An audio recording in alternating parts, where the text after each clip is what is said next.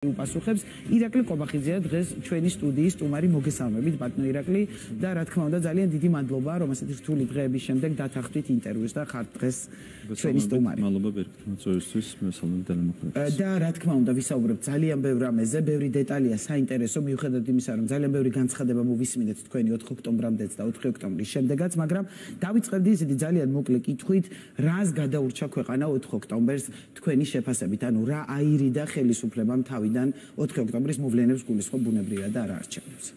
პირველ რიგში უნდა ითქვას, რომ ამ 4 წლის განმავლობაში ჩვენ ვიხილეთ ჩვენს ქვეყანაში რევოლუციის მოწყობის მეხუთე მცდელობა, 4 წელიწადში მეხუთე მცდელობა. რაც იყო ასევე ამ შემთხვევაშიც გარედან მხარდაჭერილი, მათ შორის თქვენი ხილეთ კონკრეტული საჯარო განცხადებები, რომლებიც კეთდებოდა ამ აქციის, დამხობის აქციის, წინასწარ გაცხადებული დამხობის აქციის მხარდასაჯერად. ამის მიუხედავად, რა თქმა უნდა, სახელმწიფო ამ შემთხვევაშიც დადგა მოწოდების სიმაღლეზე და ბუნებრივი აღიკვეთა ეს მეხუთე მცდელობაც. მაგრამ აქ თავარი რა არის? ჩვენ ვერ დავალოდებით მე-6, მე-7, მე-8 მცდელობებს. რა თქმა უნდა, მცდელობა თუ იქნება, იმასაც დავხვდებით, მაგრამ ჩვენი თავარი ამოცანაა, რომ ვერავინ ვეღარ გაბედოს ვერანაირი მე-6 მცდელობა. ამისათვის გაკეთდება ყველაფერი, ამისათვის მათ შორის იქნება შესაბამისი ზომები მიღებული. ჩვენ განვაცხადეთ, რომ ვინც იყო ჩართული ძალადობაში, ვინც მიტანა შტურმი პრეზიდენტის რეზიდენციაზე, ყველა კანონის წინაშე აგებს პასუხს და ასევე ყველა შევახსენეთ 4 ოქტომბრამდე ისიც, რომ ჩვენ გვაქვს დღეს ბევრად მეტი რესურსი, ამოვიცნოთ მოძალადეები, ამოვიცნოთ დამნაშავეები, შესაბამისად ბევრი მომიტინგე, მოძალადე უნდა დაელოდოს, რა თქმა უნდა, შესაბამის ზომებს დღეს სტარდება შესაბამისი სპეცოპერაცია, რამდენიმე დამნაშავე უკვე დღეს იქნება დაკავებული და გაგრძელდება, რა თქმა უნდა, ეს პროცესი ძალიან ბევრი პირის ამოცნობა არის უკვე მომხდარი, ვინც ძალადობდა პრეზიდენტის რეზიდენციაზე, მათ შორის ნაწილი ზოგი ბინებში იმალება, ზოგი რეგიონში გაიქცა და ის შემდეგ. ასეთია ქვეყნის მასშტაბით ამის გულისხმობ და აქციის ანუ მონაწილეების დაკავება მიმდინარეობს და არა ორგანიზატორების, თუ შეგიძლიათ რომ ეს მაინც გითხრათ. ანუ ორგანიზატორი, გაცხადებული ორგანიზატორი ვინც იყო, ყველა არის დაკავებული, ახლა საუბარია რა თქმა უნდა იმათზე, ვინც უშუალოდ შტურმი მიიტანა პრეზიდენტის რეზიდენციაზე. ანუ ესენი არიან ახალგაზრდული ექსტრემისტული დაჯგუფების, გაწვრთნილი დაჯგუფების წარმომადგენლები, რომლებსაც ჰქონდათ კონკრეტული ამოცანა, დავალება მიღებული, მათ უნდა მიეტანათ შტურმი სახელმწიფოზე, თუმცა ნახეთ, რომ ეს შტურმი გამოდგა წარუმატებელი.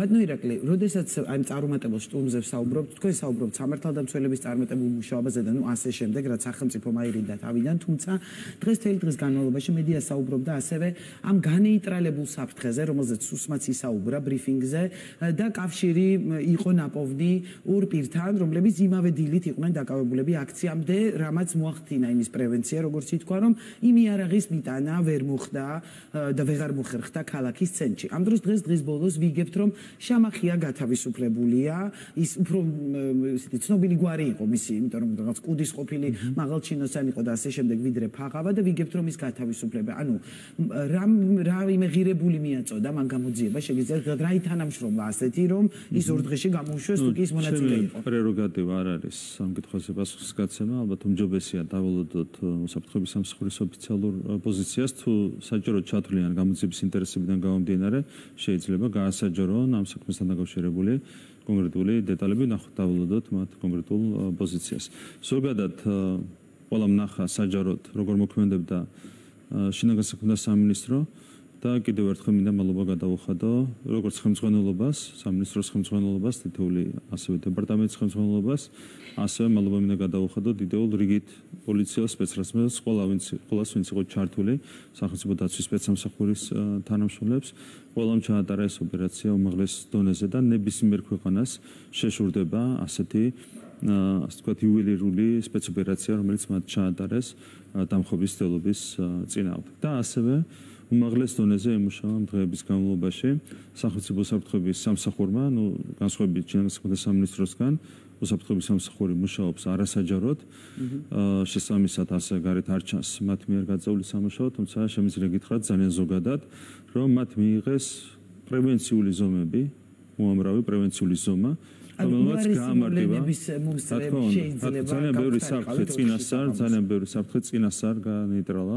სახელმწიფო უსაფრთხოების სამსახურმა, აქაც რა თქმა უნდა შინაგან საქმეთა სამინისტროსთან თანამშრომლობით და ამან გაამარტივა ბუნებრივია უშუალოდ 4 ოქტომბერს სპეცოპერაციის ჩატარება და ამისთვის მადლობა ეკუთვნის რა თქმა უნდა სახელმწიფო უსაფრთხოების სამსახურის ხელმძღვანელს თითოეული დეპარტამენტის ხელმძღვანელს ვინც იყო ჩართული პრევენციული ზომების მიღებაში და თითოეულ თანამშრომელს სახელმწიფო უსაფრთხოების სამსახურის თითოეულ თანამშრომელს რომ არა პრევენცია რა თქმა უნდა ბევრი რამე უფრო იქნებოდა რთულად 4 ოქტომბერს მაგრამ პრევენციულმა ზომებმა ბევრად გაამარტივა ის სპეცოპერაცია რომელიც საჯაროდ იხილა უკვე საზოგადოება ბატონო ირაკლი ძალიან ხშირად ახსენებთ აი ეხლაც თქვით როდესაც დასრულდა ეს მოვლენები მაშინვე მანამდე ბიძინა ივანიშვილმაც თავის წერილში შემდეგ საარჩევნო გამოსვლაში არჩევნების შემდეგ როდესაც მიულოცა მას საზოგადოებას გამარჯვება და ქართულ ოცნებას იქაც აქცენტი გაკეთა ამ გარეძალებზე რომ გარეძალები არიან ჩართული თქვენ თქვით რომ წინასწარაც ისმოდა მათი მხარდაჭერა მაგრამ მაინც როდესაც საუბრობთ რომ ქვეყანამ აირიდა მეხუთე ნაცმაიდანი რეალურად აირიდა რევოლუცია ვინ აწყობდა რევოლუციას საქართველოში ასე დავსვამდი კითხვას ანუ ვინ არიან ეს გარეძალები კონკრეტული ორგანიზაციები კონკრეტული ქვეყნები კონკრეტული არ ვიცი აი რა შეგიძლიათ გითხრათ რომ ვინ აწყობდა ამ რევოლუციას ქვეყანაში ნუ თავის როზე რევოლუციური პროცესების ძირითადი ინსტრუმენტი იყო პოლიტიკური პარტიები კლასიკური ფორმით მუშაობდნენ უცხოური სპეცსამსახურები ჩვენს ქვეყანაში შემდეგ შეცვალეს ტაქტიკა და გახსოვთ რომ რევოლუციურ პროცესებს მოგვიანებით ერთ შემთხვევაში სათავეში ჩაუდგნენ მედიის წარმომადგენლებიც კი ნუ მედია პირობითია ამ შემთხვევაში ნუ იცით ვისაც გულისხმობ და შემდეგ უკვე სათავეში ჩაუყენეს NGO-ები ანუ NGO-ები გახდა ბოლო 2-3 წლის განმავლობაში მთავარი ინსტრუმენტი რევოლუციური პროცესების წარსამართად და შემდეგ როცა NGO-ებიც გაცვდა, ამას დაემატა მოგვიანებით პრეზიდენტ ტრამპის გადაწყვეტილება USAID-ის და NED-ის დახურვის თაობაზე, რამაც შეზღუდა დაფინანსება, NGO-ების დაფინანსება, ამას დაემატა ასევე გამჭირვალობის კანონი. კიდევ ერთხელ უნდა განიმარტოს საზოგადოებისთვის, რომ NGO თქვენ გახსოვთ რამხელა ფარსში ვცხოვრობდით მთელი ამ წლების განმავლობაში, ხო, სრული ფარსი NGO-ებს უწოდებდნენ სამოქალაქო საზოგადოებას. არავითარი კავშირი არ აქვს ამ ცნებასთან ჯერ ერთი სამოქალაქო საზოგადოება არის აბსურდი როგორც ტერმინი გამოდის რომ არსებობს არასამოქალაქო საზოგადოებაც ხო ჯერ სამოქალაქო და საზოგადოება უკვე ერთგვარი სინონიმებია მე როგორ შეიძლება ვინმეს დაარქვა თუნდაც ერთ ადამიანს რა პროფესიასაც არ უნდა იყოს არასამოქალაქო საზოგადოება თავიდან ბოლომდე არის თავისი ნარსით სამოქალაქო და იყო რაღაც რამდენიმე NGO ჩაგეტილი წრე ვინც უცხოეთიდან ფინანსდებოდა როგორც უცხოური გავლენის ინსტრუმენტი და ამათ უწოდებდნენ სამოქალაქო საზოგადოებას და კიდე 1000 სხვა რამეს. და ეს იყო ფარსი, რომელშიც ცხოვრობდით მთელი ამ წლების განმავლობაში და თქვენ გახსოვთ, რამდენად მტკივნეული იყო ამ ფარსისთვის ფარდის ახთა. და ამ ფარდის ახთას ერქვა გამჭირვალობის შესახებ კანონი. მთელი ისტერიკა მოაწყეს ამასთან დაკავშირებით.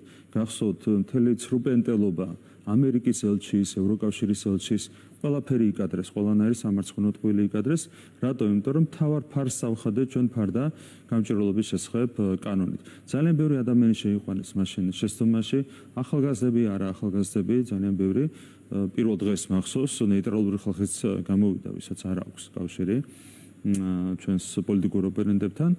იმდენად რთული იყო ამ ასე ვთქვათ სინამდვილის გააზრება.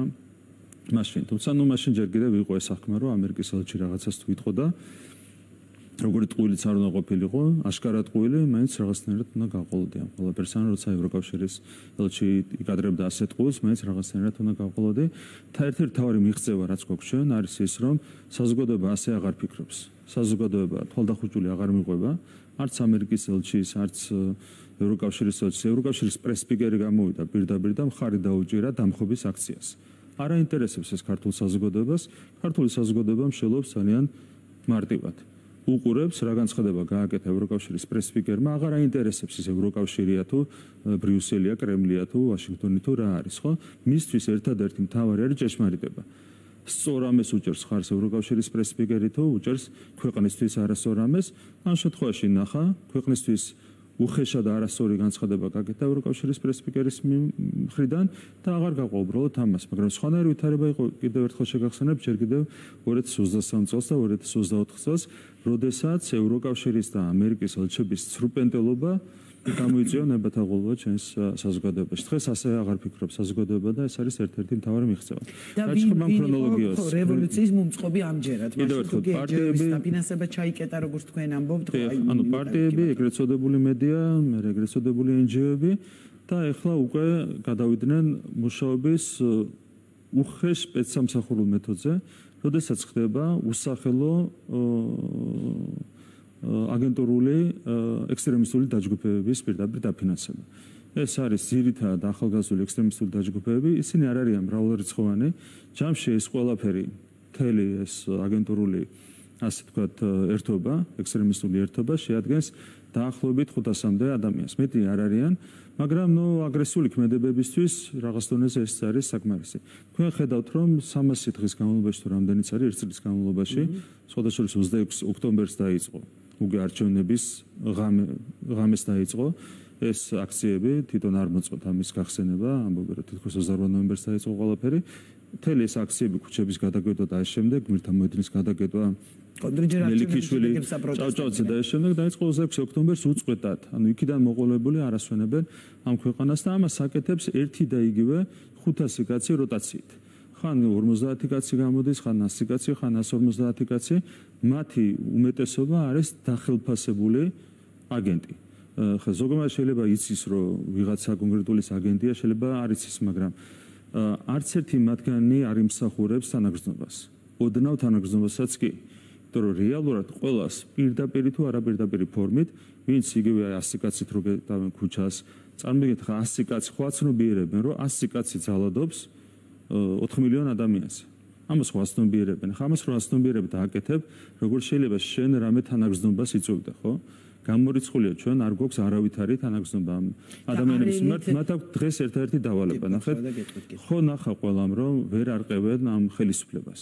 10 არჩევნები წააგე, 5 რევოლუცია მარტო 4 წელიწადში ჩაგივარ და შანსი არ გაქვს, ხო ხედავენ რომ შანსი არ აქვს. არა რატო რჩებიან ისე, ხო? ერთ-ერთი დავალება აქვს მათ რომ რამენაირად მუდმივი პრობლემა შეუქმნან ქვეყანას. ქვეყანა შეუქმნან პრობლემა.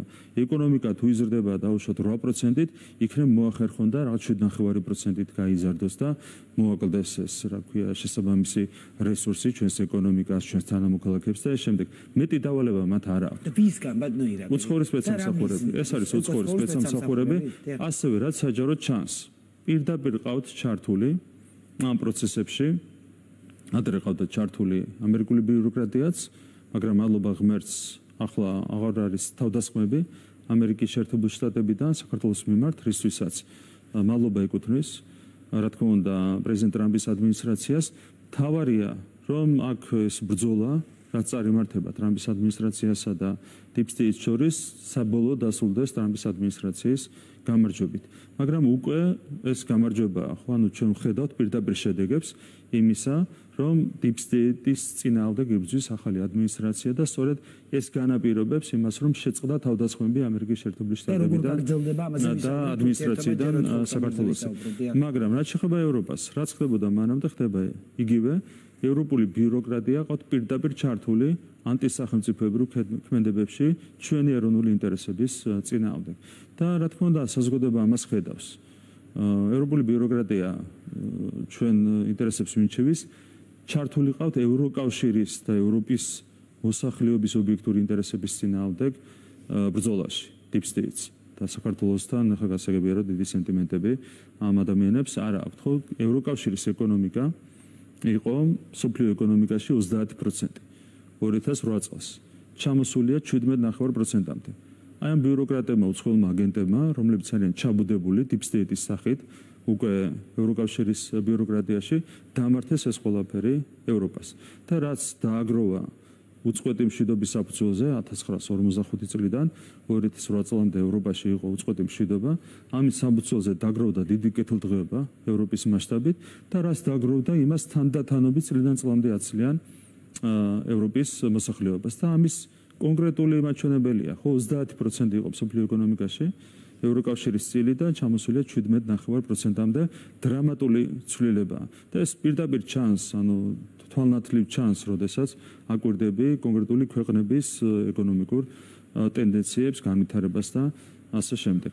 და მეორე იდენტობა. ევროკავშირის ქვეყნებს უკარგავენ იდენტობას, ერთადერთი ვინც იცავს საკუთარ თავს ეფექტურად მთელი ამ წლების განმავლობაში არის უნგრეთი, არის 1-2 ქვეყანა, რომელიც ასევე ახერხებს რაღაცნაირად საკუთარი იდენტობის დაცვას, იგულისხმება როგორც ეროვნული, ისე რელიგიური იდენტობა. სხვა ქვეყნებში კი ვიცით სტატისტიკურადაც რა მდგომარეობა ყველა მიმართულებით, ხო?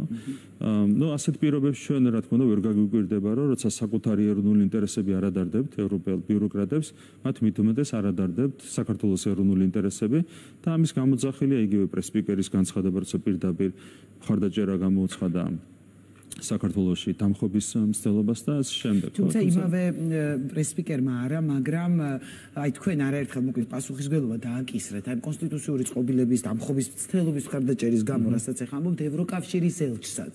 და რის შემდეგაც გამოვიდა ვიცე-პრეზიდენტი ევროკომისიის კაია კალას გულისხმობდა და მან დაგმოეს დეზინფორმაციის გავრცელება, თქვა რომ ეს არ არის მართალი, ამ პირად თავდასხმებს ევროკავშირის ელჩის წინააღმდეგ საკმაოდ ესეთი ნეგატიური გამოხმაურება ჰქონდა.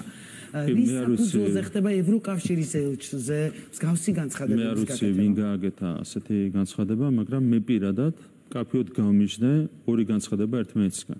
როდესაც საუბარი იყო დამხობის ხარდაჭერაზე, აქ საქმე ეხებოდა ევროკავშირის პრესპიკერის განცხადებას და როცა საქმე ეხებოდა ევროკავშირის ელჩს ბატონ ჰერჩინსკის, აქ მე ყურადღება გავამახვილე მის უხეშ ჩარევაზე დემოკრატიულ არჩევნებში. ანუ ორი სხვადასხვა განცხადება გავიხსენე პირადად მე. ეს იყო პრესპიკერის განცხადება, რომელთაც ის მიემხრო დამხობის მცდელობას და მეორე იყო ჰერჩინსკის განცხადება, რომელიც უკავშირდებოდა გასული წლის დემოკრატიულ არჩევნებში, საპარლამენტო არჩევნებში უხეშ ჩარევას, როდესაც მან პირდაპირ მოუწოდა ამომრჩევლებს ოპოზიციის ხარდაჭერისკენ. ამიტომ აქაც ტყუილი გაეპარა თუ გააბარეს განცხადებაში, თუმცა კიდევ ერთხელ გამიმერებ, რომ იმდენად ტრაიგული მდგომარეობა დღეს ევროპულ ბიუროკრატიაში, რომ ასეთი ტყუილი თუ შეცდომაც რა თქმა უნდა არავის უყვირს. კარგით, რაც შეეხება ქვეყნის შიგნით რომ გადმოვიდეთ, ოპოზიციურ პარტიებს ბევრი გაემიჯნა ამ ძალადობას ღია განცხადებებით, იგივე ლელო, გახარიას პარტია, ნაწილი აქციაზეც არ იყო, მაგრამ მიუხედავად ამისა ხელისუფლება მაინც მანამდეც მუდმივად აკეთებდით განცხადებებს ამ რაღაც ერთ საერთო კოლექტიურ ნაციონალურ მოძრაობაზე. დღეს ნაციონალური მოძრაობის ლიდერებიც არ ჩანდნენ, ანუ და იმ მომენტში, როდესაც აკავებდნენ ლიდერებს, ისინიც არ იმყოფებოდნენ, ანუ ცდილობენ რომ ისინიც გაემიჯნონ ამ ძალადობას. თქვენი შეფასება როგორია? რატომ იხარშება ყველა ერთ ქვაბში ამ ვითარებაში, თუ კი გულისხმობ ძალადობის ნაწილს, თუ კი ისინი ღიად ემიჯნებიან და აბსოლუტურად ყველამ დაგმო ის რაც მოხდა 4 ოქტომბერს ათონელის რეზიდენციასთან. რეალურად ერთადერთი ვინც წინასწარ გაემიჯნა დამხობის აქციას და მცდელობას იყო გახარიას პარტია. ანუ მათ წინასწარ არც ერთი სხვა, არავინ სხვა რადიკალური ოპოზიციიდან, არავინ სხვა ლელოს ჩათვლით არ გამიჯნია დამხობის აქციას პირიქით. ისინი პირდაპირ რაც გამოიღეთ ლელოს განცხადებები თუნდაც, არაფერს ვამბობ ნაცმოძრაობაზე და ახალზე, ხო? პირდაპირ ამოიღეთ ლელოს განცხადებები, სადაც ისინი ამბობდნენ, რომ 8 საათამდე იქნებოდნენ არჩევნებზე და 8 საათს მერე მივიდოდნენ დამხობის აქციაზე. ასეთი ტიპის სლოგანიც ჰქონდა, თუმცა გაემიჯნენ, როგორც კი ჩავარდა ძალადობას ემიჯნებიან. გაემიჯნენ მხოლოდ მას შემდეგ, რაც ძალადობა აღმოჩნდა წარუმატებელი. ასე ყველა გაემიჯნება. როგორ წარმოგიდგენიათ თქვენ ადამიანი, რომელიც ხედავს, რომ წააგო დამხობის აქციამ და მერე უცხადებს ხარდაჭერას და თან ეს მათ სახესაც აჩვენებს. ხა წარმოიდგინეთ, ერთად გამოდიან მთელი ეს პერიოდი, ეს ადამიანები ცდილობენ ხელისუფლების დამხობას, პირდაპირ ლაპარაკობენ, ხა ხوار დაიწყეს ამ დამხობას ლაპარაკი. პირზე აგერიათ მუდმივად რევოლუცია. რევოლუცია, გადატრიალება, ხელისუფლების არასარჩევნო ციცილება, კი რა თქმა უნდა, ისინიც პირიქით საუბრობდნენ, რომ არჩევნებია ბრძოლის გზა და არა რევოლუცია. არჩევნები პლუს რევოლუცია, ეს იყო ლელოს მესიჯი. განსხვავებით გახარიასგან კიდევ ერთხელ გავიხსენებ, ლელოს მესიჯი იყო არჩევნები პლუს დამხობის მხარდაჭერა, ხო, ამ აქციის მხარდაჭერა და იქ მიერთება. და მერე გაემიჯნენ, იგივე სალომე ზურაბიშვილი გამზადებული იყო პრეზიდენტის რეზიდენციაში. გამზადებული იყო პრეზიდენტის რეზიდენციაში შესასვლელად. აბა თქვენ წარმოიდგინეთ, ხა წარმატებული რო ყოფილიყო ბურჭულაძის, ოდელავას და მათი მეგობრების შესწავლობა. გამზადებული იყო იქ შესასვლელად, რა თქმა უნდა, წაგებულზე მერე გაემიჯნა. როგორც გემბანიდან გარბიან პირველი ვირთხები, ასე გაიქცნენ ზუსტად. ეს არის სალომე ზურაბიშვილის სალომე ზურაბიშვილი გუბასანიგიძიშვილი და თინა ბოგოჩავა და ეს ერთი ასე ვთქვათ ყალები დამზადებული უცხოელი აგენტები არიან ესენი.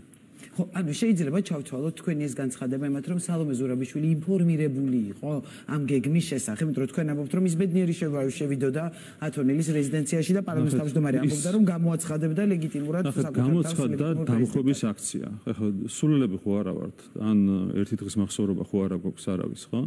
გამოაცხადდა დამხობის აქცია და ყოველგვარი დათქმის გარეშე სალომე ზურაბიშვილი დღეს ვიღაც ინჯიოშნიკები გამოდიოდნენ კიდე ტელევიზორში ლაპარაკობდნენ იქ უყურებდი გამოცხადდა ოფიციალურად დამხობის აქცია და ყოველგვარი დათქმის გარეშე ეს ადამიანები მივიდნენ დამხობის აქციაზე ყოველგვარი დათქმის გარეშე ხო შეიძლება და დათქმა მაინც გაეკეთებინათ რომ აი კი დამხობის აქცია გამოცხადდა მაგრამ აი ძალადობა თუ იქნება მე გავემიშნები დათქმის გარეშე შევერთდნენ დამხობის აქციას ანუ ძალადობაზე ორიენტირებულ აქციას და როცა ჩავარდა ძალადობა, ხოლმე მაშინ გაემიჯნება, ეგრე ყველა გაემიჯნება, მით უმეტეს ნაცი რო ხარ.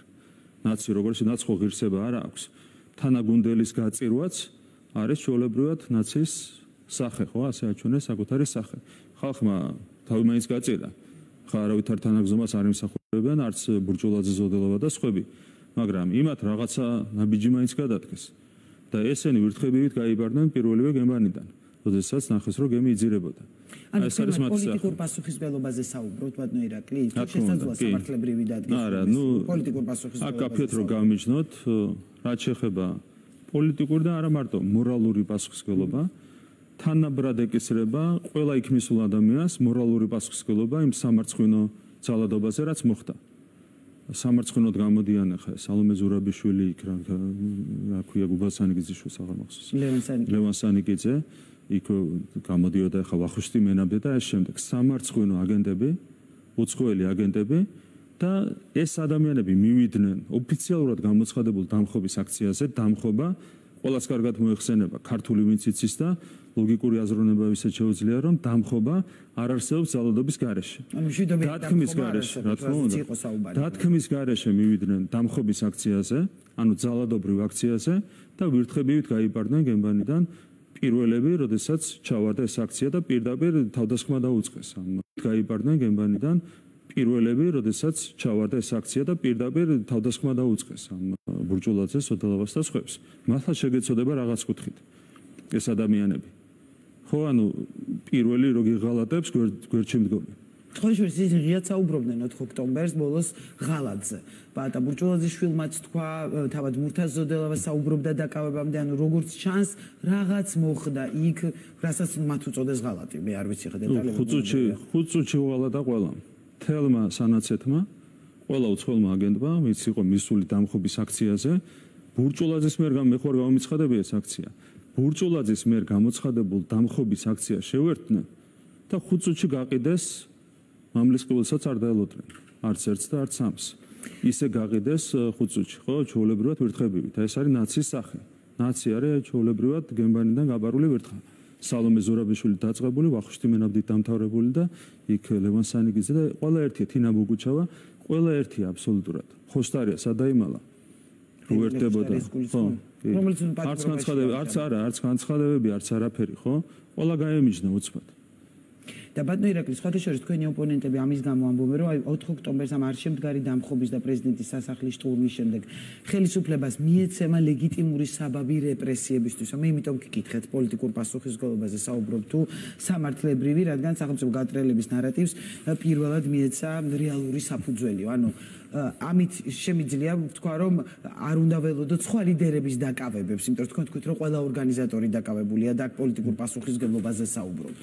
ანუ ორგანიზატორები და უშუალოდ ძალადობის ჩართული პირები, ეს არის ის წრე, ვის მიმართაც ამოქმედება, რა თქმა უნდა, კანონი. რაც შეეხება სხვა მიმართულებას, სხვამაზე შინაგან საქმეთა სამინისტრომაც გააკეთა განცხადება და ძალიან მნიშვნელოვანი და ზუსტი განცხადება, ის რაც ხდება რუსთაველის გამზირზე, რაც იყო გუშინ, დღეს, ხვალ და შემდეგ, ხო? ეს ყველაფერი არის ამ პროცესების გაგრძელება. აქედან ყველამ უნდა გამოიტანოს დასკვნები. რა გეგმით ვიმოქმედებთ ჩვენ? ჩვენ გვახასიათებს მეთოდურობა, ეს ისწავლა ალბათ ამ ხალხმა დაინახა 13 წლის განმავლობაში. ჩვენ გვახასიათებს მეთოდურობა, სისტემურობა.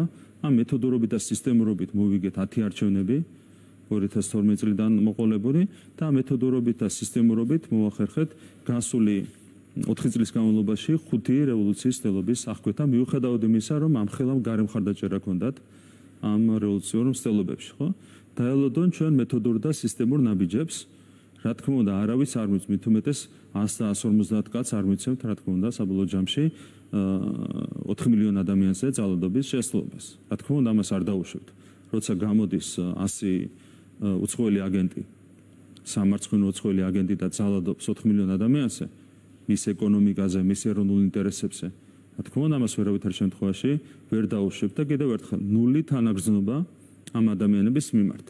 რა თქმა უნდა, ჩვენ ვიმოქმედებთ კანონის შესაბამისად, კონსტიტუციის შესაბამისად, დაცული იქნება ძირითადი უფლებების სტანდარტები, ყველაფერი იქნება დაცული, მაგრამ კიდევ ერთხელ ნული თანაგრძნობა ამ ადამიანების მიმართ, იმიტომ რომ ისინი იქ მე კიდევ ერთხელ არ გამოვრიცხავ, რომ ამ ადამიანებს შორის, იქ რო დგას 150 კაცი, არ გამოვრიცხავ, რომ 10-15 კაცი იყოს მართლა გულწრფელი სულელი. ეს ნამეკითხა, ალბათ არსებობს ხო იქ ადამიანები მართლა მშვიდობიანი პროტესტისთვის ვერ გამოვრიცხავ, მაგრამ ხვალაც მივა და რაღაცას დააპროტესტებს. რა თქმა უნდა, შეიძლება იყოს გულწრფელი სულელი, პირდაპირ ვიტყვი, მაგრამ მათ მიმართაც ჩვენი თანაგრძნობა იქნება ნული, იმიტომ რომ სისულელეც არის დასჯადი, როცა შენ უპირისპირდები ეროვნულ ინტერესებს და არავითარი მორალური გამარჯვება, როცა ხვდები, რომ ინტელექტი არ აქვს, მაგდენი რომ ელემენტარული გაიაზრო, რომ უცხოური დავალებებით მოქმედ სცენარში ხარ, შენ ჩაწერილი, ესეც არის ერთგვარი დანაშაული. ამიტომ თანაგრძნობა მათ მიმართაც ვერ იქნება. რა თქმა უნდა, ყველა მიიღებს ქალაქეთა შეკრების ერთგვარი შეზღუდვა, ბატონო ირაკლი. რა თქმა უნდა, შეკრება შეიძლება შეიზღუდოს, მით უმეტეს რომ რა შეკრებაც იმართება ამ 1 წლის განმავლობაში, ეს კანონის მიხედვით და საერთაშორისო სტანდარტების მიხედვით უქვემდებარება შეზღუდვას. რატო? იმიტომ რომ როცა არ ხარ საკმარისი რაოდენობით, ნახეთ კანონში რა ლოგიკაა და ადამიანის უფლებების სტანდარტებში რა ლოგიკაა. რომ შენ საკმარისად თუ არ ხარ შეკრებილი, რომ ქუჩა გადაგეტო, პატივი უნდა სცე შენს თანამოქალაქეს, რომელსაც უნდა რომ მაგალითად შეუფერხებლად გაიაროს ამ ქუჩას. ხო? ანუ ელემენტარული პატივისცემის ამბავია და ამას ეფუძნება ადამიანის უფლებების სტანდარტები, მაგრამ არა ამ 100 კაცმა უნდა იძალადოს ათასობით და მილიონობით ადამიანზე. ანუ მათ გადაკეტვის საშუალება არ მიეცემათ გზის თუ არ არის საკმარისი რაოდენობა თუ საერთოდ აქციის გამართვა. მე არ შევალ დეტალებში, მაგრამ ჩვენი მეთოდური მიდგომით ეს ადამიანები მიიღებენ პასუხს იმ 1 წლიან 100 კაციან ძალადობაზე, რომელსაც ისინი ჩადიან 4 მილიონი ადამიანის წინააღმდეგ. საქართველოს ეროვნული ინტერესების წინააღმდეგ და ჩვენი ეკონომიკის წინააღმდეგ. მით უმეტეს ხა მე ვიღაცას არ მოეწონა ერთ-ერთი აქციის მონაწილე ბავშვებს პარავდა იაშვილის კლინიკაში გასაყუჩებელ მორფს. წარმოედგინეთ. ეს ვიგინდა რა ეხა გამოდის და გვასწავლის ჩვენ ევროპას. ეს ვიგინდა რა მართლა? მეტი სიტყვა არ შეიძლება ამ ადამიანის მიმართ გამოვიყენოთ, იაშვილიდან გააგდეს იმის გამო, რომ ბავშვებს პარავდა გასაყუჩებელ მორფს, კურნალობისთვის განკუთვნილ მორფს. და ეს ვიგინდა რა გამოდის და ეხა ევროპაზე მელაპარაკება რუსთაველის გამზირიდან, ხო? რა თქმა უნდა, ასეთ ადამიანებს გაეცემათ საკადრისი პასუხი კანონის ფარგლებში, მაგრამ საკადრისი მკაცრი პასუხი გაეცემა ყველა უცხოელ აგენტს, რომელიც თავს აფარებს ამ პოლიტიკურ პროცესს. კარგი, ბატონო ირაკლი, მინდა არჩევნებზეც მოვასწრო, გკითხოთ, არჩევნების შედეგები ცნობილია, ქართულ მოცემამ 64 მუნიციპალიტეტში გაიმარჯვა, ქვეყნის მასშტაბით 91% მიიღო მართლმა პარტიამ, თუმცა თქვენი ოპონენტების ნაწილი, განსაკუთრებით ბოიკოტში მყოფი, ამბობს, რომ ეს იყო რაღაც რუსული სპეცოპერაცია, რომ არჩევნები არ შედგა, მოსმენილი გაქვთ ყველა ტიპის განცხადება და ასევე აქცენტს აკეთებენ ამომრჩეველთა დაბალ აქტივობაზე და საუბრობენ, რომ რაღაც ნაკლებმა ადამიანმა აირჩია, იგივე კახი კალაძე განსაკუთრებული აქცენტი კეთდება თბილისზე და რომ ეს რეალურად არ არის მოკლედ თბილისის არჩეული მერი და ასე შემდეგ. თქვენ რა გიჩვენათ, მოდი ესე ვქნათ, როგორ აფასებთ არჩევნების შედეგებს და რა გიჩვენათ ამ მიღწეულმა შედეგმა? პირველ რიგში ეს იყო ჩვენთვის მე-10 საიუბილეო გამარჯვება. 2012 წლიდან მოყოლებული მე-10 მოვიგეთ საერთო ეროვნული არჩევნები. პირადად მე როგორც საბისხმომძღვანელი 7 ჯერ ვიყავი ჩართული ამ არჩევნებში და ძალიან მიხარია, რომ ყველა არჩევნები დასრულდა ჩვენი ქვეყნის გამარჯვებით, არა მარტო ქართული ოცნების გამარჯვებით, არამედ ჩვენი ქვეყნის გამარჯვებით. რაც შეეხება ციფრებს, ყველა პარტია არის პასუხისმგებელი საკუთარი ამორჩევლის მობილიზებაზე. ჩვენ გავიმეორეთ შარშანდელი საპარლამენტო არჩევნების შედეგი, რაც ერთი შეხვედრი წარმოუდგენელი იყო ჩვენთვისვე, იმიტომ რომ იცით რომ ბუნებრივად ადგილობრივი თვითმმართველობის არჩევნებში აქტივობა არის ბევრად უფრო დაბალი. 2021 წელსაც კი 20-თან შედარებით მიუხედავად იმისა, რომ საპარლამენტოს გაუთანაბრდა თავისი დატვირთვით, თვითმმართველობის არჩევნები იქაც კი იყო სერიოზული კლება 2020-სა და 21-ს შორის. აქ იყო მოსალოდნელი აქტივობის კლება და ამ ფონზე ჩვენ ავიღეთ, წარმოიდგინეთ, შარშან 1,100,000 ხმა და წელს ავიღოთ 1,105,000 ხმა, 15,000 ხმით ნაკლები, რაც არის დომილების ფარგლებში. ასე შეიძლება ითქვას. ჩვენ სრულად უზრუნველყავით ჩვენი ამორჩევლის მობილიზაცია, რაც იყო მათ შორის პასუხი ამ რადიკალიზმზე, რაც ხდება ჩვენს ქვეყანაში მერც წლის განმავლობაში. იმდენად გამაღიზიანებელია ქართული საზოგადოების უდიდესი უმრავლესობისთვის აი ეს პროცესი, რომელიც გარედან არის თავსმოხვეული ჩვენი ქვეყნისთვის, რადიკალიზაცია, სიძულვილის თავსმოხვევა, არის საკეთებენ ხო ეს კოლექტიური ნაცები ჩვენს ქვეყანაში, რომ სწორედ ამის წინააღმდეგ დაირაზმა ამორჩეველი, როდესაც გამოცხადდა საარჩევნო უბნებზე 4 ოქტომბერს. და ამხელა მაჩვენებელი ქონდა პრაქტიკულად გავიმეორეთ წინა არჩევნების შედეგები. რაც შეეხება უშუალოდ თბილისს, აქ არის 20%-მა აირჩია რეალურად. აქ არის სპეკულაციები პირველ რიგში რაც შეეხება აქტივობის დათვლას. აქტივობა ოფიციალურად ცესკოს მიერ ითვლება ამორჩეულთა საერთო რაოდენობიდან 3,5 მილიონიდან, საიდანაც 700,000 დაახლოებით ცხოვრობს ქვეყნის გარეთ. ანუ რეალური აქტივობა ჩვენ ქვეყანას ახასიათებს ეს სპეციფიკა, უნდა იყოს დათვლილი 2,800,000 ადამიანიდან და იგი ეხება თბილისსაც. რაც შეეხება უშუალოდ თბილისში ქართული ოცნების შედეგს და კახაკალაძის შედეგს. რეალურად ეს შედეგი არის იმაზე მეტი, ვიდრე იყო 2000 რაოდენობით, კი. და ოღონდ ამორჩეულთა რაოდენობა დაახლოებით იგივე იყო თბილისში მაშინაც. ანუ 14 და 17 რო ავიღოთ, ერთ შემთხვევაში იყო მეტი, ერთ შემთხვევაში იყო 2000 ხმით ნაკლები. ანუ რამდენად უხეში სპეკულაციებია თავადაც შეგიძლიათ წარმოიდგინოთ. ანუ მარტივი დემოკრატიის ლოგიკაა, ხო, ვინც მიდის, ასეთი ადვილი თუა 215,000 ხმის აღება თბილისში. რატო ვერ აიღეს? რო ამოყოფს ახლა ლელოს კანდიდატი და რო ამბობს რომ 40,000-მდე მიიღეს რომ შევიდნენ საკრებულოში. ხო და თან აღიარეს, ესეც საოცრება. საპარლამენტო არჩევნები არ აღიარეს. და ზუსტად ანალოგიურად ჩატარებული თვითმმართველობის არჩევნები აღიარეს. სადაც აიღეს ლელომ კონკრეტულად ორჯერ ნაკლები ხმა და კახარიამ აიღო 3ჯერ ნაკლები ხმა. ახლა 3ჯერ ნაკლები. მეტი აიღო 2024-ში. ხო, 160,000 აიღო წინ არჩევნებზე, ახლა აიღო 50,000 ხმა და ლელომ აიღო 180,000 და ახლა აიღო 90,000 ხმა და ჩატარდა არჩევნები იგივე სტანდარტებით, რაც იყო, ანუ მაღალი დემოკრატიული სტანდარტით, მაშინ არ აღიარეს. დრას უკავშირებთ ამას თქვენ ბადნოირაკი. ერთ შემთხვევაში ერთ დავალებას იღებენ, მაშინ იყო დავალება, რომ რაღაცა პარლამენტი არ უნდა ეღიარებინათ და ამას უნდა გამოეწვია რევოლუცია ჩვენს ქვეყანაში. თვითმმართველობის არჩევნების საფუძველზე რომ რევოლუციას ვერ მოაწყობ, ეს იციან, ამიტომ ურჩევნიათ, რომ ეს პლატფორმა მაინც მათ პატრონებსაც ურჩევნიათ, რომ ეს პლატფორმა მაინც გამოიყენონ, რაც აქვთ საკრებულოების სახით. საშუალოდ ამ პარტიებმა, ყველა ოპოზიციურმა პარტიამ ერთად გაიყვანა 2-ზე ნაკლები წევრი საკრებულოებში, თუმცა ეს პლატფორმაც არის მათთვის ბუნებრივია, ღირებული მთელი ქვეყნის მასშტაბით თორსები 26 მანდატი აიღო კახარიას პარტიამ, რითაც გამოჩნდა, რომ ნაცები 2028 წლისთვის ეს ხო ტესტი, რომ აი რო გავწიოთ ნაცები ახალი, ვინც შედგება მაშინდელი ხელისუფლების სახეებისგან, ეს პარტიები გაწიეს ამ არჩევნებზე და შემოიყვანეს ისეთი პარტიები, რომლებიც ნაკლებად არის დაკომპლექტებული მაშინდელი სახეებით, მათაც ყავთ ასეთი სახეები, თუმცა ნუ ნაკლებად, ხო? ეს პროექტი ჩავარდა, ნუ ალბათ გადააწყობენ სხვა მიმართულებით ამ ყველაფერს. ხო, მაგრამ ბატონო ირაკლი, თქვენც თქვით, რომ ხო ისინი შემოდიან საკრებულოში, ანუ მოუწევს ხელისუფლებას ითანამშრომლოს ხო ოპოზიციასთან საკრებულოების დონეზე მაგალითად. უბრალოდ აპირებს ხელისუფლება რომ ითანამშრომლოს და ვინ არის დღეს ოპოზიცია, იმიტომ რომ მათ დიდ ნაწილზე თქვენ ამბობთ, რომ ყველა კოლექტიურია, ანუ აგენტურა, გარედან მართული, ვინ არის მაშინ ოპოზიცია, ვინ რჩება ოპონირების რეჟიმში ხელისუფლებასთან, ვისთანაც თქვენ ითანამშრომლებთ. თქვენ გახსოვთ წინა 4 წლის განმავლობაში ეს პარტიები საბოლოოდ შემოვიდნენ პარლამენტში ამ მიშელის შეთანხმების ხელმოწერის შემდეგ და შემდეგ თუმცა არავითარი ღირებულება არ შეუძენიათ პარლამენტისთვის. თლიანად იქაც შიგნით იყვნენ რადიკალიზმით დაკავებული. რაც შეეხება საგრებულოებს, ნახოთ, ოხონდ ვინმე რამე ღირებული თქვას. რაც უკავშირდება მუნიციპალიტეტის განვითარებას, ქალაქის განვითარებას. ოხონდ ვინმე რამე ღირებული თქვას და გვირჩიოს. მოლოდინები გამომდინარე წინა გამოცდილებიდან არის ძალიან დაბალი, კონკრეტულად ამ ორი პარტიის მიმართ.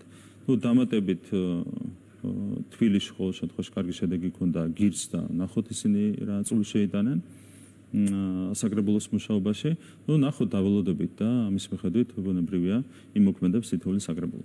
ხო, და თქვენ თქვით, რომ ჯანსაღი პოლიტიკური პროცესი უნდა შეიქმნასო, აი როდესაც ეს ამბოხება და ასო როგორ ხედავთ ამას და უკაცრავად აი გაწყვეტინებთ, ეხლა პირდაპირ ეთერში ეს კადრები ჩვენ საუბრობდით გადაკეტვაზე და აი ხედავთ, რომ არ ვიცი ხალხი არის თუ არა, ალბათ ძალიან ცოტა ადამიანია და გზა მაინც გადაკეტილია.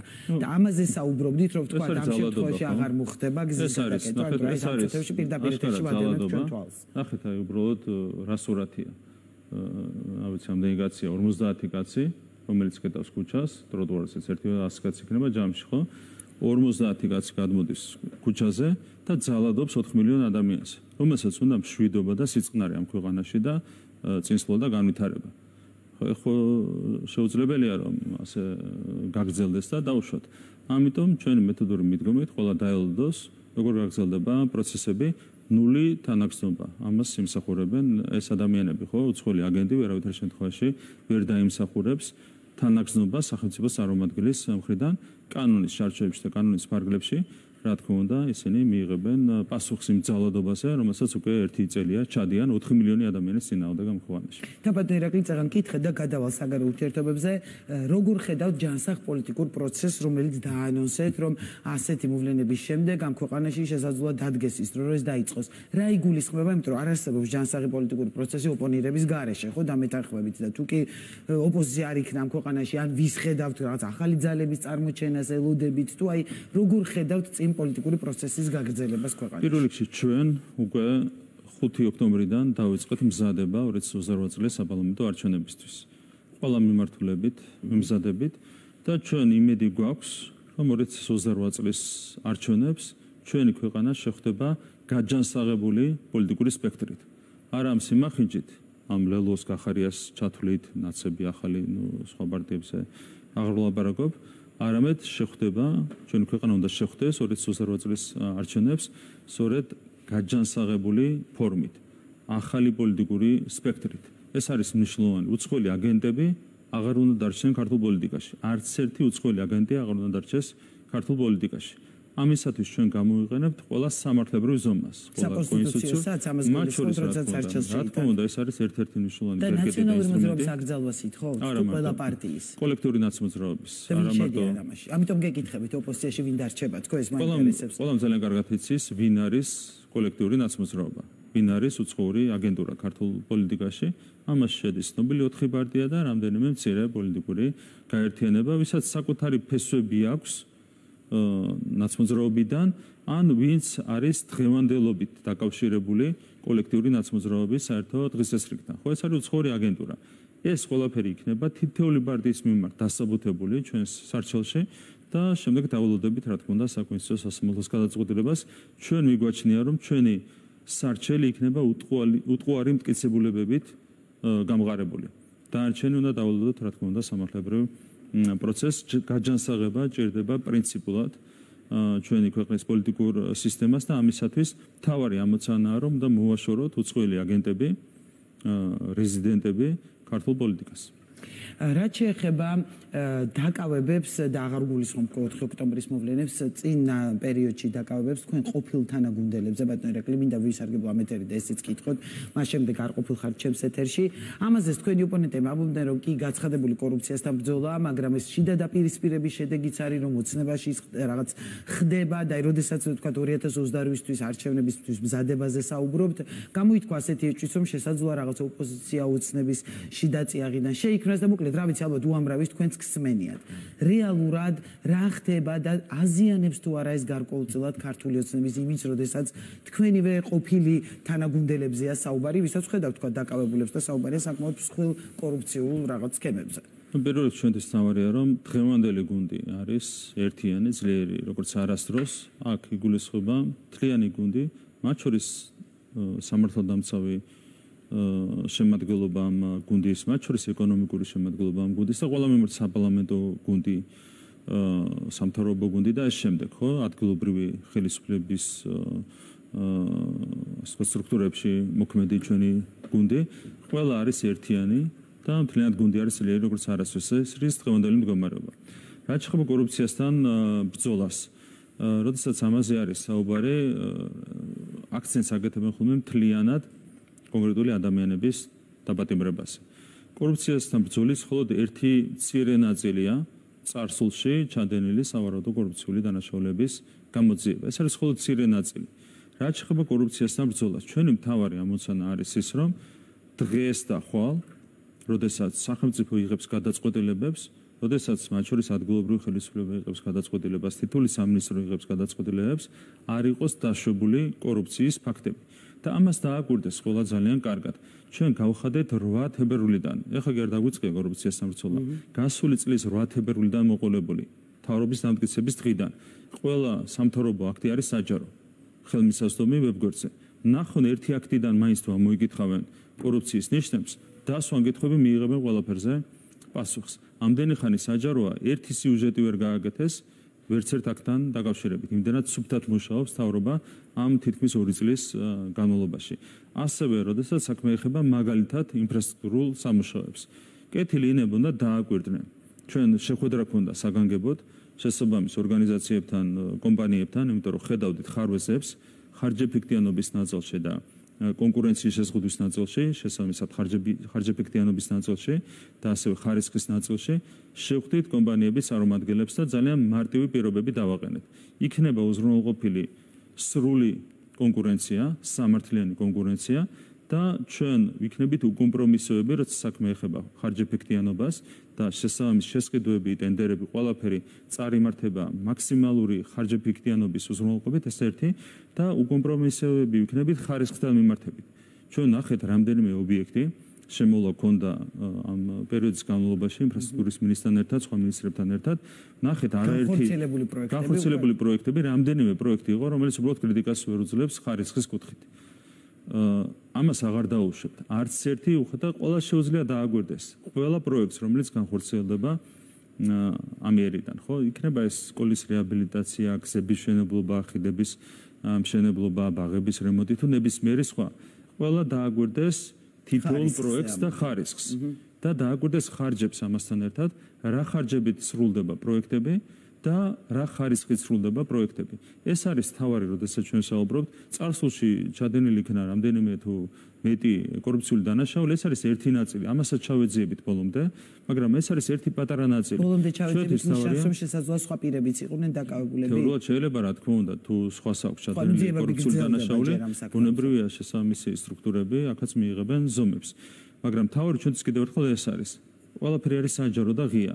ნახო ნებისმიერი სამთავრობო აქტი, ნებისმიერი შესყიდვა, ნებისმიერი ტენდერი თუ სადმე აღმოაჩენენ კორუფციის ნიშნებს, მაგალითად შეიძლებოდა რაღაცის გაკეთება ერთლარად და გაკეთდა ორლარად ან თუნდაც ლარად და ერთ-ერთრად. თუ ნახავენ ასეთ რამეს, მოიტანონ და მზად ვართ, რომ ყველაფერზე პასუხი გავცეთ, ან პასუხისგებლობა ავიღოთ, ეს ერთი. და ხარისხთან დაკავშირებით, ერთი პროექტი მაინც თუ შესრულდება უხარისხოთ, მოიტანონ და მზად ვართ ყველაფერზე პასუხებისთვის. ეს არის მთავარი, რაც უკავშირდება კორუფციასთან ბრძოლას. ძალიან მკაცრი გაფრთხილება აქვს მიცემული თითოეულ საჯარო მოსამსახურეს, ადგილობრივ ხელისუფლებას, ცენტრალურ ხელისუფლებას, თითოეულ უწყებას.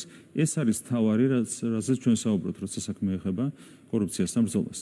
ბატონო ირაკლი, ვიდრე საგარეო ურთიერთობებზე გადავალ და რამდენად რეალისტურია საგარეო მიმართულებით და დასავლეთთან ურთიერთობის მიმართულებით პოზიტიური მოლოდინები, ეს მინდა კითხოთ იმ ფონზე, როდესაც თქვენ ამ გარე ძალების ჩარევაზე საუბრობთ, საკმაოდ ხშირად აკრიტიკებთ ელჩებს და განსაკუთრებით ევროკავშირის ელჩს. აქვე ერთი მინდა კითხოთ, აი თქვენ წეგან საუბრობდით ამ არჩევნების შედეგებზე, ხო შეადარეთ თვითმმართველობა და საპარლამენტო და უბრალოდ მინდა ამაზეც კითხო, 850.000 ხმით მეტი მიიღო ქართულმა ოცნებამ საკონსტიტუციო უმრავლესობა როცა იღო 2016 წელს.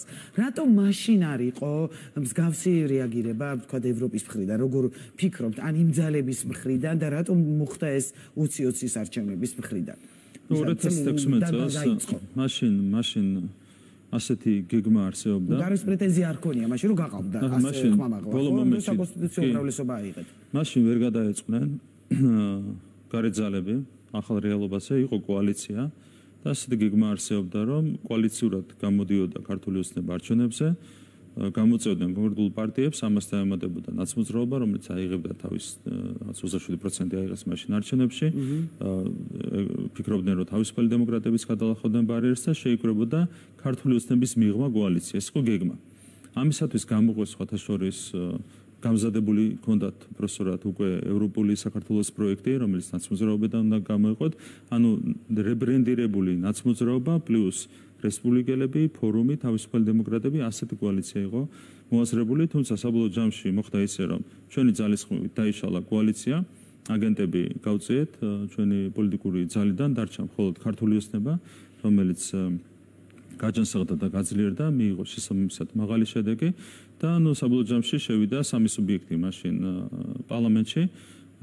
მესამე იყო პატრიოტთა ალიანსი და იყო ნაცმოძრაობა, რომელიც წინასწარ გამზადებული სცენარის მიხედვით გაიღო ორ სუბიექტად. და მაშინ ისეთი სიტუაცია იყო, რომ ნახეს, რომ იმ არჩევნების შემდეგ შეუძლებელი იყო რევოლუციური პროცესის წარმატებით წარმართვა და გადაეწყო მაშინ სწორედ 2020-ზე. ანუ გამოყვეს ევროპული საქართველო იმისათვის, რომ ახალი რებრენდირებული ნაცმოძრაობით მომზადებულიყვნენ 2020 წლის საპარლამენტო არჩევნებისთვის და აქედან დაიწყო მთელი ეს პროცესი. და მეორე ფაქტორი, რაც იყო მნიშვნელოვანი, 2022 წლისთვის უკვე წინასწარ იყო ცნობილი, ყველასთვის ჩვენც ვიცოდით ეს, რომ უკრაინაში ომი აუცილებლად უნდა დაწყებულიყო. ეს იყო რის მიხედვითაც ემზადებოდნენ კონკრეტული ძალები, გარე ძალები ქვეყანაში ვითარების ასარევად. საქართველო იყო მოაზრებული როგორც მეორე ფრონტი და ამას უკავშირდებოდა 2020 წელს წამოსული ისტერიული დაპირისპირება ქართული ოცნების წინააღმდეგ. 2011 წლიდან მოყოლებული არ შეწყვეტილა აგრესია ქართული ოცნების წინააღმდეგ, განსაკუთრებით 2012 წლის 1 ოქტომბრიდან, როცა ხელისუფლებაში მოვიდა უკვე ქართული ოცნება, თუმცა ისტერიულზე ეს დაპირისპირება გადავიდა სწორედ 2020 წლის საპარლამენტო არჩევნების შემდეგ, იმიტომ რომ იყო საქართველოში მეორე ფრონტის გახსნის ძალიან მძაფრი ინტერესი, ორი ფრონტიდან უნდა გახსნილიყო საომარი მოქმედებები, როდესაც რუსეთი დაიწყებდა უკრაინაში სამხედრო ინტერვენციას, სამხედრო აგრესიას და ეს სცენარი ჩავარდა სწორედ იმის გამო, რომ ქართულმა ხალხმა აირჩია ქართული ოცნება და არა ომის პარტია, ლოკალური ომის პარტია ამ შემთხვევაში და შემდეგ სწორედ ისევ და ისევ ქართული ხალხის მხარდაჭერით ჩვენ მოახერხეთ 2022 წლიდან თავის დაცვა იმ უპრეცედენტო აგრესიისგან, რასაც ხედავდით, ჩვენთან მოდიოდნენ პირდაპირ და პირდაპირ ღია ტექსტით ითხოვდნენ ახლო კარს მიღმა ომში ჩართვას და საჯაროდ გახსოვთ, რასაც ითხოვდნენ, ხო? სანქციების მიერთება, რაც იყო ესკალაციისკენ აბიჯი, მებრძოლი მოხალისეების გაგზავნა, რაც პირდაპირ ნიშნავდა ჩართვას, საქართველოს ჩართვას საომარ მოქმედებებში. ამას ხო ღიად აკეთებდნენ. მე ვინ აკეთებდა განცხადებას პირდაპირ მეორე ფრონტზე, ესეც გახსოვთ პირდაპირ უკრაინის ხელისუფლება. რატომ არ გამოვიდა არც ერთი ადამიანი, მათ შორის ადგილობრივი ოპოზიცია? ხო შეიძლებოდა ვინმე რაღაცა ეროვნული ინტერესების კარნახი თუ მართლა აგენტურა არ არის. ვიღაცას ხო შეიძლება ეთქვა, რომ არასწორია რა უკრაინის ხელისუფლება, რასაც ითხოვს ჩვენგან, რომ არ არის სწორი, რომ მეორე ფრონტის გახსნას ითხოვს ზელენსკის თავარი მრჩეველი. ხო შეიძლება ერთ კაცს მაინც ეთქვა. რატო არ თქვეს? იმიტომ რომ უცხოელი აგენტები არიან და ომის სცენარის მონაწილეები იყვნენ პირდაპირ. ან არც ერთი საერთაშორისო სუბიექტი რატო არ გამოვიდა მაშინდელი ამერიკის ადმინისტრაცია და რატო არ გამოვიდა ევროკავშირის წარმომადგენლობა და რატო არ თქვეს, რომ აი უკრაინა როცა ითხოვს, რბილად ხო შეიძლება ეთქვათ, რომ მოდით რა საქართველოს ნუ მოთხოვთ მეორე ფრონტის გახსნას. ხო შეიძლება ასეთი მიმართვა გაეკეთებინა. ელჩი რო გაიწვია. გახსოვთ, მაშინ საზოგადოების რეაქციაც ისეთი იყო, ომი ახალი დაწყებული იყო. 1 მარტი იყო თვარსდები, 24 თებერვალს დაიწყო ომი, რამდენიმე დღეში ომის დაწყებიდან ზელენსკიმ გაიწვია ელჩი საქართველოსთან იმის გამო, რომ სანქციები არ დავაწესეთ და მებრძოლი მოხალისეები არ გავგზავნეთ.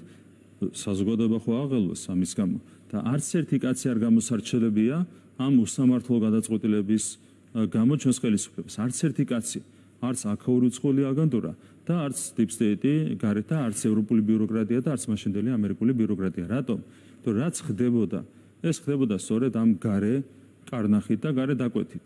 deep state-ის ინტერესების მიხედვით მოქმედებდა მაშინდელი ამერიკული ადმინისტრაცია, ასევე მოქმედებდა ამ კარნახით ევროპული ბიუროკრატია და ამის გამო არავინ არ გამოვიდა და არ თქვა რომ აი რატო გაიწვია ელჩი საქართველოსთან ის ხო თავის ეროვნულ ინტერესებს იცავს რატომ არ გამოგვესარჩლა არავინ იმიტომ რომ იყო საქართველოში მეორე ფრონტის გახსნის ინტერესი. და რა ხდება დღეს, როცა უკრაინაზე საუბრობთ, თქვენ არაერთხელ გითქვამთ, რომ აი უკრაინის ომის დასრულებაზეც იქნება დამოკიდებული, როდესაც ტრამპი მოდიოდა ამერიკის ხელისუფლებაში და ამბობდა, რომ მალე დასრულდება ეს ომი, ხშირად გითქვამთ, რომ ამის დასრულებაზე იქნება დამოკიდებული, როგორ გაგრძელდება საქართველოს-ამერიკის ურთიერთობები.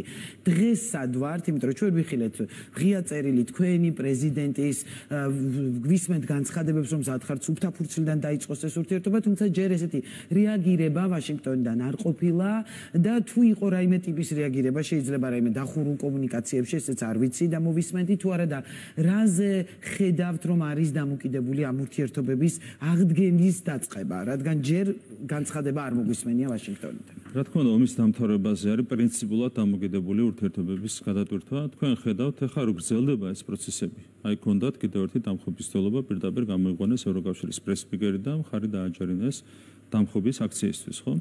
ესეც არის, რა თქმა უნდა, ომის გამოძახილი. ვიდრე ომი გრძელდება, deep state-ს აქვს უმარტული ინტერესი, ამაში ხავს ჩართული ევროპული ბიუროკრატია, ინტერესია, რომ რამინერად იქნებ საქართველოში მოხერხდეს მეორე ფრონტის გახსნა. და მანამდე, რა თქმა უნდა, ეს ინტერესი დარჩება, რომ არიონ ქვეყანაში ვითარება, შეცვალონ ხელისუფლება. ამიტომ, რა თქმა უნდა, ჩვენ მოთმინებით ველოდებით ომის დასრულებას. ომი როგორც კი დასრულდება, ვფიქრობთ, რომ რადიკალურად შეიცვლება მდგომარეობა რეგიონში, კონტინენტზე და ამის შემდეგ რეალური გახდება ურთიერთობების გადატვირთვა. თუმცა ამასთან ერთად, ნახეთ, დამთავრდა ეს მეათე არჩევნებიც, ხო?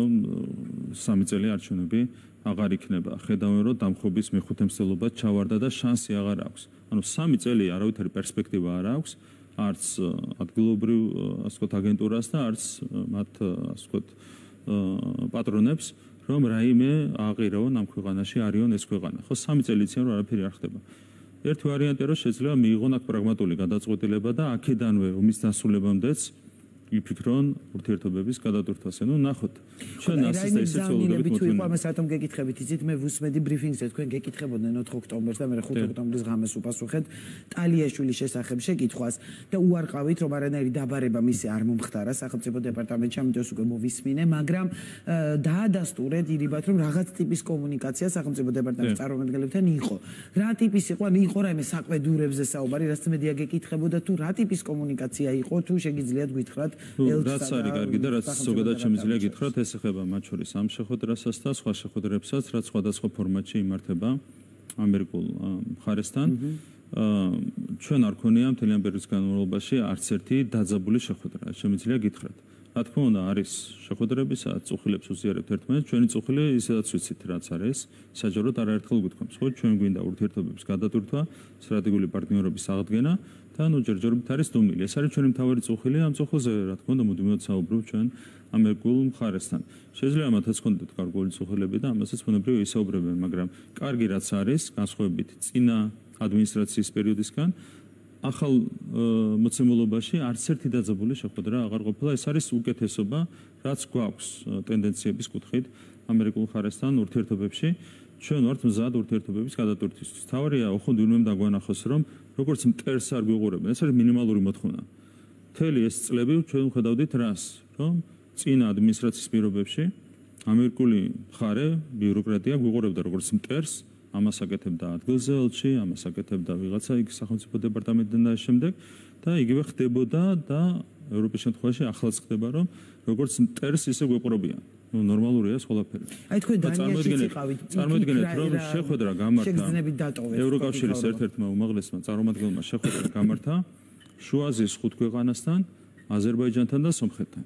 ანუ რეგიონში ყველასთან საქართველოს გარდა. რა კრიტერიუმით შეიძლება გამოარჩიოს საქართველოს როცა არ ხვდები? რომელი კრიტერიუმით? ეკონომიკით, დემოკრატიით, ადამიანის უფლებებით თუ რა ვიცი, რომელი კრიტერიუმი უნდა მოიტანო, ხო აქ? ნუ აქედან ჩანს, რომ უბრალოდ როგორც მტერს გიყურებენ, რატო? თუ რაღაცა სცენარი ქონდა ვიღაცის მოაზრებული, ევროპული ბიუროკრატია ყავდა ჩართული ამ სცენარის რეალიზების ცდილობაში, ეს იყო მეორე ფრონტის სცენარი და ნუ ეს სცენარი ჩავარდა და ხელისუფლება ვერ შეცვალეს. ამიტომ გიყურებენ როგორც მტერს. და ამ deep state-ს აქვს ერთი მარტივი ასე ვთქვათ მოდელი და მიდგომა ან ხარ აგენტი, ან ხარ მტერი. ეს მიდგომა უნდა შეიცვალოს. ერთ-ერთი რასაც ვიტყოთ არის ეს, რომ ვერ გავხდებით აგენტები, მაგრამ ვიყურებთ როგორც მტრებს.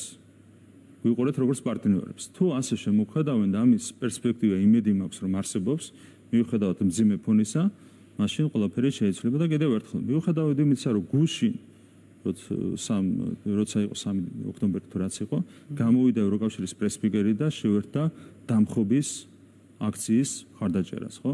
მიუხედავად იმისა, რომ ევროკავშირის ელჩი გამოვიდა არჩევნებამდე რამდენიმე დღით ადრე და მოუწოდა ამორჩევლოს ჩვენს წინააღმდეგ ოპოზიციის სასარგებლოდ ხმის მიცემისკენ. მიუხედავად იმისა, რომ ამ მთელი წლების განმავლობაში იყო გარედან მხარდაჭერილი რევოლუციის 5 მცდელობა 4 წლის განმავლობაში. პირდაპირ ევროკავშირიდან დაფინანსებული ორგანიზაციები ეხაც მონაწილეობდნენ პირდაპირ დამხობის მცდელობაში. პირდაპირ მონაწილეობდნენ. ამის მიუხედავად ჩვენ ვრჩებით სამხრივი მეგობრობის რეჟიმში და ამის მიუხედავად ჩვენ მზად ვართ რომ ნებისმიერ მომენტში გადავდურთოთ ურთიერთობები. არ არსებობს პოლიტიკაში წყენა. ამასაც მე მგონი მიხვდა ყველა რომ ამ 13 წლის განმავლობაში ჩვენ მოქმედებთ ყოველგვარი ემოციების გარეშე. და ეს დაამკვიდრა სხვათა შორის ბიზინა მენიშვილმა პირადად. ემოციურობით, პრაგმატული ემოციებით რაც კი დაუმართეთ საკუთარ თავს 90-იან წლებიდან მოყოლებული, ეს იყო ემოციებით, ამ ემოციებს მოყვა 90 წლების დასაწყისში უბედურება, ხელისუფლების განატრიალება და შემდეგ ამას მოყვა მე ეს კორუფციული სისტემა, მე ამას მოყვა ეს ვარდების რევოლუცია, ამას მოყვა სისხლიანი დიქტატურა და შემდეგ, ხო, ემოციებით დაგვემართა ეს ყველაფერი და რაც დაამკვიდრა ქართულ პოლიტიკაში ბიზინა მენიშვილმა თავარი, ასე ვთქვათ, ერთ-ერთი მთავარი მიღწევა ეს არის ის, რომ ჩვენ მოქმედებთ არა ემოციებით, არამედ თავიდან ბოლომდე რაციონალურად და პრაგმატულად. ხა ჩვენ რო ემოციებს ავყვეთ, უნდა ვთქვათ, რომ აი, რას ქვია, აღარ გვინდა საერთოდ ევროკავშირთან ურთიერთობა. თუმცა გვესმის, რომ ვართ ქვეყანა, ევროპული ქვეყანა, ევროკავშირთან არის საჭირო ურთიერთობები, არის საჭირო ურთიერთობების გადატვირთვა, იგივე ეხება ამერიკის შეერთებულ შტატებს. ემოციებით 50 წელს ჩვენ ვიქნებოდით ევროპული ოჯახის წევრი რჩება, თქვენს პირობა, ესეც რჩება. ჩვენ რო ემოციურად შევხედოთ ყველაფერს, იქით გახედვა არ უნდა გვინდოდეს. ისეთი უბედურებები ხდება, მაგრამ ჩვენ ემოციების გარეშე პრაგმატულად მივყვებით ყველაფერს, იმედიც გვაქვს, რომ იქაც შეიძლება ტენდენციები, ამიტომ ამთ ასეთ რამეს, რომ კი გუშინ გინდოდა ჩემი დამხობა, გუშინ გინდოდა ჩემი შესვლა არჩევნებით, ამიტომ მოუწოდებდი ამ პერიოდი დემოკრატიულ არჩევნებში და მოუწოდებდი ხალხს ჩემს წინააღმდეგ ხმის მიცემისკენ, მაგრამ გვერდზე გადავდოთ ემოციები, გადავდურთოთ ურთიერთობები. ხვალვე ჩამოვართვით ჰერჩინსკის ხელს, ხვალვე ჩამოვართვით ხელს იმ პრესპიკერს, ამ რა ქვია, კალას და ყოს, რომლებმაც თავის მოჭრა, მართლა ესეთი განცხადება გააკეთეს, დამხობის დელობის შემდეგ. მართლა თავის მოჭრა, მაგრამ როცა არჩევნების შედეგებზე ისაუბრა, ეს ამას გულისხმობს და რომ ეს დემოკრატიული რეჟიმის და დამხობის დელობის ფონზე რო კიდე იმასე შეკრების თავისუფლებაზე მელაბარაგები და დამხობის დელობას რო არ ახსენებ. კი, იმაზე ელაბარაგები ბატონო, მაგრამ რო არ ახსენებ და ამაზე რო გადაეხო, ეს ხო თავის მოჭრა, ახლა სირცხვილია. თან მანამდე, როდესაც ჩემ პრესპიკერს აქვს გაკეთებული განცხადება, რითაც ხარი დაუჭირა დამხობის აქციას, ხო? ეს რა თქმა უნდა თავის მოჭრა, მაგრამ ჰერჩინსკი, ეს პრესპიკერი, კალასი, კოსი თუ ნებისმიერი სხვა, სადვართ რომ ყველა შემოვართვათ ხელი. რატომ? იმიტომ რომ ემოციები გვერდზე უნდა გადავდოთ. პოლიტიკა ქვეყნის ინტერესებია, კი ეს უნდათ, მაგრამ არ შედგა და იქნება გააცნობიერონ, რომ ეხლა ჩვენ უნდა დაგველაპარაკოთ. და რა ისევ ცადონ ნაცების დაბრუნება ხელისუფლებაში. თქვა როცა ლიდერებს შეხვდით თუ ჯერ ამაზე ღიად არ საუბრობს საქართველოს. ზოგადად ერთ რამ შემიძლია გითხრა, რომ ერთი-ორი გამონაკლისი არის ხოლმე ამ ფორუმებზე, რასაც ქვია ევროპული პოლიტიკური თანამეგობრობის ფორუმები, მაგრამ ძირითადად პირად ურთიერთობებში ლიდერები არიან ძალიან პოზიტიურად განწყობილი და ასეთ განწყობას აფიქსირებენ ურთიერთობებში, საუბრებში. და ეს მოხდა ბოლო შემთხვევაში და თან ეს განწყობა კიდევ უფრო მეტად გაუმჯობესებული იყო. ეს იყო საერთო ფონი. თავარია რომ ეს განწყობები გადაიზარდოს რეალურად პოლიტიკური კუთხით ურთიერთობების გადატვირთვაში. ეს არის თავარი. ნახოთ დავიტოვოთ იმედი. იმედია გააცნობიერებენ რომ 3 წელი არაფრის შანსი აღარ აქვთ და უნდა დაელაბარაკონ ხალხის მიერ არჩეულ ხელისუფლებას, დემოკრატიულ ხელისუფლებას.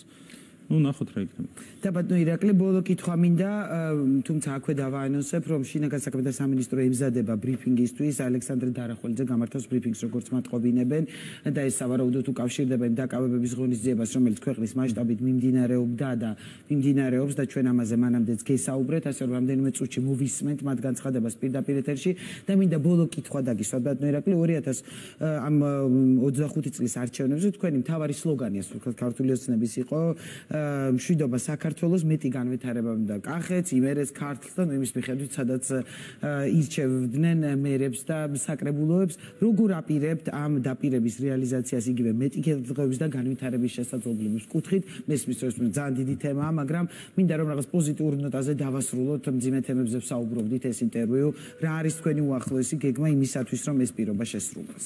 დიახ, ნუ არჩევნებში კიდევ ერთხელ მივიღეთ მაღალი ნდობა, ვისთვისაც ერთი რომ მადლობას ვხდით ქართულ ხალხს და მეორე ხას უსვავთ ჩვენ პასუხისმგებლობას, რომელიც დაგვეკისრა ამ ნდობის საფუძველზე. 3 წელი გვაქვს, რომელიც არის არჩევნებისგან თავისუფალი და ამ პერიოდის განმავლობაში გვექნება ჩვენ იმის შესაძლებლობა, რომ მთლიანად ვიყოთ გადართული ქვეყნის განვითარებასთან დაკავშირებულ საკითხებზე, პირდაპირ გაგებით ქვეყნის აღშენებასთან დაკავშირებულ საკითხებზე. ეროვნულ დონეზეც გვაქვს არაერთი ძალიან საინტერესო და მნიშვნელოვანი პროექტი, ძალიან მალე ვაპირებთ მაგალითად განათლების რეფორმის, უმაღლესი განათლების რეფორმის პრეზენტაციას ინფრასტრუქტურის მიმართულებით მნიშვნელოვნად და ფუნდამენტურად გაიზრდება ეფექტიანობა პროექტების დაგეგმა განხორციელების კუთხით და არაერთი ძალიან ამბიციური პროექტი გვაქვს ინიცირებული, ბოლომდე მისაყვანი და შემდეგ, რა თქმა უნდა, ყველაფერს გავაკეთებთ. ადგილობრივ თვითმმართველობას რაც შეეხება, აქაც თქვენ იცით, რომ მუდმივად იზრდება მათი შემოსავლები, რაც იძლევა მეტი პროექტის განხორციელების საშუალებას, სოციალური პროგრამების გაფართოების საშუალებას და ეს შემდეგ და რასთავარი აქაც მართვის ხარისხის გაუმჯობესების კუთხით არის დიდი რესურსი და ამით იქნება აქტიურად დაკავებული იგივე რეგიონული განვითარების სამინისტრო, ინფრასტრუქტურის სამინისტრო და ასე შემდეგ. ყველა მიმართულებით პირდებით საზოგადოებას, რომ ბევრად მეტი სიკეთე შევა თითოეულ მუნიციპალიტეტში, თითოეულ სოფელში, თითოეულ ქალაქში, ამით იქნება გამორჩეული შემდეგი 3 წელი და შემდეგი 4 წელი გულისხმობ ამ შემთხვევაში თვითმმართველობის უფლებამოსილების სვა და მთლიანად ვიქნებით კონცენტრირებული ქვეყნის განვითარებას. ძალიან დიდი მადლობა ბატონო ირაკლი, რომ პასუხობდით ჩვენს კითხვებს. უნდა დაგემშვიდობოთ, საქართველოს პრემიერ-მინისტრი იყო ღამის კურიერის პირდაპირ ეთერი